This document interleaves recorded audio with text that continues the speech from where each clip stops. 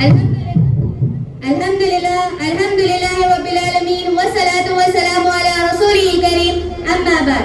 Fa'auzu billahi minash shaitanir rajeem, bismillahir rahmanir rahim.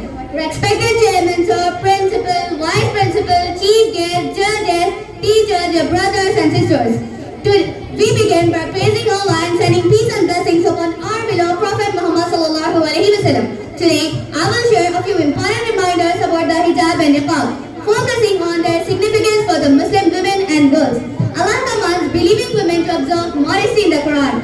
One of the clearest verses regarding hijab is وَقُلْ لِلْمُؤْمِنَاتِ يَغْضُضْنَ مِنْ أَبْصَارِهِنَّ وَيَحْفَظْنَ فُرُوجَهُنَّ وَلَا يُبْدِينَ زِينَتَهُنَّ إِلَّا مَا ظَهَرَ مِنْهَا وَلْيَضْرِبْنَ بِخُمُورِهِنَّ عَلَى جُيُوبِهِنَّ.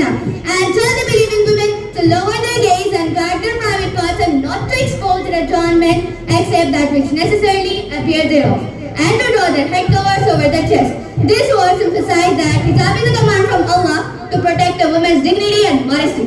The Prophet Muhammad sallallahu alaihi wasallam also stressed the importance of modesty, saying, "Inna al-haya'a shu'batun min al-iman." Indeed, modesty is a branch of faith. The hijab and niqab are practical manifestation of modesty, which is an essential part of a Muslim woman's faith and identity. The women who wear hijab and niqab often face unique challenges, especially in today's world. Here are few common issues they encounter. Finding employment can be difficult for the niqab-wearing women, as some employers impose dress code or view the niqab as a barrier to the communication.